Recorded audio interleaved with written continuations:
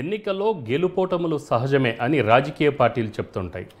సహజం వేరు, స్వయంకృత అపరాధం వేరు. ఓడిన రాజకీయ పార్టీలు ఓటమికి కారణాలపై ఆలోచించాలి. ఆ తర్వాత దాన్ని జీర్ణించుకోవాలి. ప్రజలు ఎందుకు ఓడించారో ఆత్మ పరిశీలన చేసుకోవడం కంపల్సరీ. ఎక్కడ దెబ్బ కొట్టారో, ఎందుకు దెబ్బ తీశారో అంచనా వేసుకోవాలి. గుణపాఠం నేర్చుకొని తదుపరి కార్యాచరణకు దిగాలి. ఇదొక పార్శ్వం. ప్రత్యర్థి పార్టీకి ఊహించని విజయం దక్కితే ఎందుకలా జరిగిందని ఆత్మ పరిశీలన చేసుకోవాలి. అది చేసుకుంటే తదుపరి కార్యాచరణకు మార్గం సుగమమవుతుంది.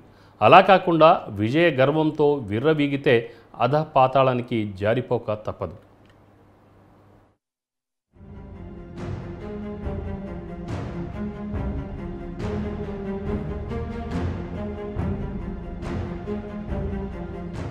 ఆంధ్రప్రదేశ్లో తెలుగుదేశం దాని కూటమి విజయం చారిత్రాత్మకం.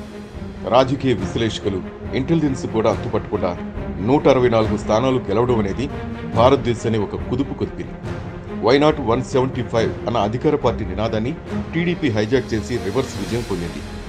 బాబు వ్యూహాన్ని కూటమితో ఉన్న బీజేపీ కూడా అమలు చేసి ఉంటే 174 స్థానాలు, 25 ఎంపీ స్థానాలు వచ్చి ఉండేవి అనేది విశ్లేషకుల మాట. ఏది ఏమైనా చంద్రబాబు వ్యూహాల్లో ఏ లోపం లేదని మరోసారి రుజువైంది. గతంలో వైసీపీ 151 స్థానాలు కైవసం చేసుకుంటే బాబు తన వ్యూహాలకు పదును పెట్టి మధ్య ఉన్న 5 తొలగించి 11 మిగిల్చాడు వైసీపీకి. ఇది దేవుడి స్క్రిప్ట్ అవునో కాదో తెలియదు, కానీ పరిశీలకులైతే బాబు స్క్రిప్టే అంటున్నారు.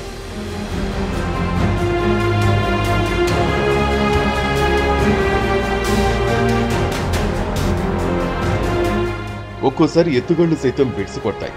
వైసీపీ అధినేత తన నవరత్నాలే విజయతీరాలకు చేరుస్తాయని, ఒకవేళ తగ్గినా కొన్ని స్థానాలు మాత్రమే తగ్గాయని భావించి ప్రతి సభలో వాటి భజనే చేసుకుంటూ వెళ్లారు.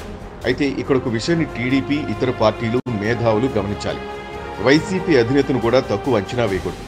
నవరత్నాలంటే గాజుగోళీలు కాదని, ఇప్పుడు నవరత్నాలే వైసీపీకి ఓటు బ్యాంక్గా మారాయి.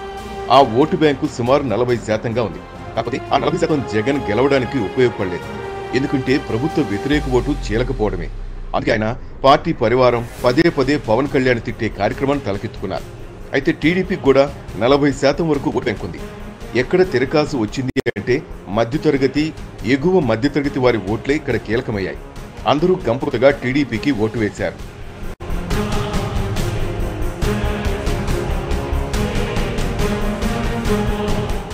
ఎన్ని వాగ్దానాలు ఇచ్చామన్నది కాదు, ఎన్ని అమలు చేశామన్నదే ఇక్కడ కీలక పాయింట్.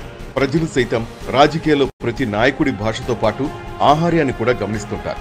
పథకాలతో ప్రజలు లబ్ధి పొందారన్న విషయాన్ని ప్రామాణికంగా తీసుకుంటే పప్పులో కాలేసినట్లే. పాలన ఎలా ఉంది, ప్రజలతో సంబంధాలు ఎలా ఉన్నాయన్నది కూడా ముఖ్యమే. ఎన్నికలకు ముందు ముద్దులు పెట్టి గెలిచాక పక్కన పెడితే ప్రజల్లో చులకన భావం ఏర్పడుతుంది. నిరంతరం ప్యాలెస్లో ఉంటూ బయటకొచ్చిన ప్రతిసారి పరదాల మాటలు ఉంటే ఆయనకే రక్షణ లేదు, మనని ఏం రక్షిస్తాడంటూ ప్రజల్లో ఒక అభద్రతా భావం ఏర్పడుతుంది. బారికేళ్లు పెట్టి చెట్లు కొట్టించి భయంతో వెళ్తుంటే పిరికివాడనే తలంపు వస్తుంది. కనీసం సొంత పార్టీ నేతలకే దర్శన భాగ్యం లేకుంటే సామాన్యుల పరిస్థితి ఏంటన్న ప్రశ్నలు తలెత్తుతాయి.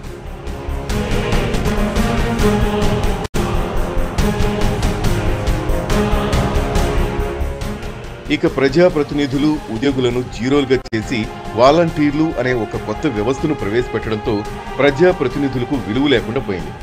ఆకాశమంత ఎత్తులో అంబేద్కర్ విగ్రహం పెడితే దళితులంతా మా వైపు ఉంటారని భ్రమించారు జగన్. ఆ విగ్రహం కూడా ఒక సామాజిక వర్గం ఆధిపత్యంలో ఉన్న జిల్లా నడిబొడ్డును పెడితే దళితులు ఓటు బ్యాంక్ మారి ఆ వర్గంపైకి ఎగదొయ్యొచ్చు అనే కుత్సిత బుద్ధితో నెలకొల్పారని, ఒకప్పుడు అదే జిల్లాలో ఒక మెజార్టీ సామాజిక వర్గం నాయకుణ్ణి రాయలసీమ నుంచి గూండాలు రప్పించి చంపించి దాన్ని మరొక సామాజిక వర్గంపై నెట్టించి నేటికి ఆ 2 సామాజిక వర్గాల మధ్య చిచ్చు రగులుస్తూనే ఉన్నారని, అందులో తెరనక పాత్ర సీమలోని ఒక సామాజిక వర్గానిదని, అదే వర్గం పరిటాల రవిని చంపించారని రాజకీయ విశ్లేషకులు ఎప్పటినుంచో భావిస్తున్నారు.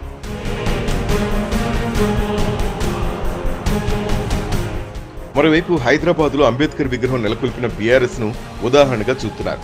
హైదరాబాద్లోని విగ్రహానికి, విజయవాడలోని విగ్రహానికి 100 కోట్ల తేడా ఉంది.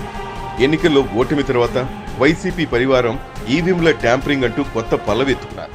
ట్యాంపరింగ్ చేస్తే బీజేపీ 240 సీట్ల వద్ద ఎలా ఆగిపోతుందని మాత్రం ఆలోచించలేదు. గతంలో వైసీపీకి 151 సీట్లు వచ్చినప్పుడు అలాగే జరిగిందా? అప్పుడు అది ఏ దేవుని స్క్రిప్ట్ అవుతుందన్నది టీడీపీ నేతల వాదన. 1000 కోట్లు ప్రజల ఖాతాల్లోకి వేసినా ఎందుకు ఓట్లు వేయలేదబ్బా అంటూ వైసీపీ అధినేత ఆ నెపాన్ని ప్రజలపైకి నెట్టడం ఇంకా ఆయనలోని రాయలసీమ అహంకారాన్ని సూచిస్తోందని అంటున్నారు. వైసీపీ నేతలు చెప్పినట్టు ఈవీఎంల ట్యాంపరింగ్ జరిగితే తిరుపతి, అరకు, రాజంపేట ఎంపీ స్థానాలు ఎలా వచ్చాయని ప్రశ్నిస్తున్నారు. ఇకపోతే ప్రతి అసెంబ్లీ స్థానంలో కూటమి అభ్యర్థులకు వేలల్లో మెజార్టీ రావడం కేవలం వైసీపీ పాలపై తిరుగుబాటే అంటున్నారు విశ్లేషకులు.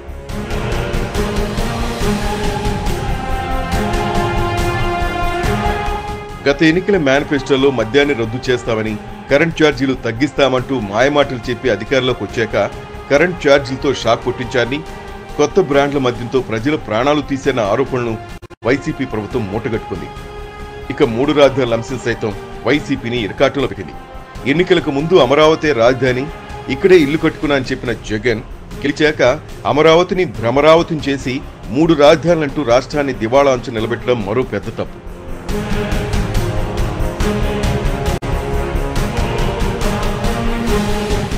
ప్రతిపక్ష నేత చంద్రబాబు పట్ల అసెంబ్లీ సాక్షిగా వ్యవహరించిన తీరు కూడా వైసీపీకి మైనస్ గా మారింది.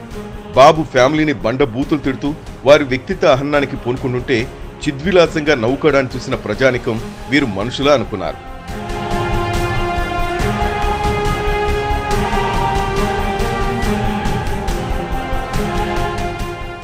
సొంత సామాజిక వర్గాన్ని ప్రోత్సహిస్తూ 3 ప్రాంతాల్లో నామినేటెడ్ పదవులు, ఉన్నత ఉద్యోగాలిచ్చి రాష్ట్రాన్ని అడ్డుగోలుగా దోచుకున్నారని ప్రజలు ఒక అభిప్రాయానికి వచ్చారు. కులానికి కార్పొరేషన్ ఏర్పాటు చేసి నిధులు ఇవ్వకుండా వారిని దిష్టిబొమ్మలుగా మార్చారన్న ఆరోపణలు ఉన్నాయి. కోడికత్తి, బాబాయ్ హత్య కేసు, రేపల్ల విద్యార్థిని పెట్రోల్ పోసి దహనం చేసిన కేసు, హత్య చేసి డోర్ డెలివరీ చేసిన కేసు, మాస్కులు అడిగాడని ప్రభుత్వ డాక్టర్ సుధాకర్ మరణానికి కారణమైన ఘటనలు కోకొలలు. ఇదంతా నాణ్యానికి ఒకవైపు. మరోవైపు వైసీపీని భ్రష్టు పట్టించేందుకు సోషల్ మీడియా స్టార్లు ఉండనే ఉన్నారు. బూతులతో రెచ్చిపోయే శ్రీరెడ్డి, పంచు ప్రభాకర్ మాట్లాడుతుంటే వైసీపీ నేతలు వాటిని చూసి సునకానందం పొందారని, ఇక కార్యకర్తల అభూత కల్పనతో అడ్డు అదుపులేని సోషల్ మీడియా పోస్టులతో వీరవిహారం చేశారని, వాటిని కంట్రోల్ చేయకుండా కొత్త చట్టాలు తెచ్చి తెలుగుదేశం పార్టీ నేతలపై కేసులు పెట్టి హింసించారనే అపవాదులను మూటగట్టుకున్నారు.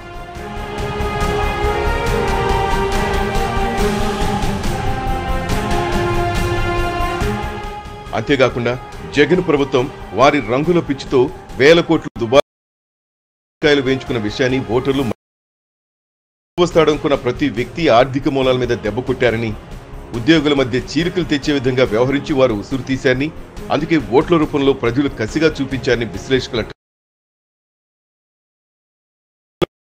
భవనాలు నిర్మిస్తే విశాఖ వాసులు ఎలా చూస్తూ ఊరుకుంటారని టీడీపీ వర్గాలు ప్రశ్నిస్తున్నాయి.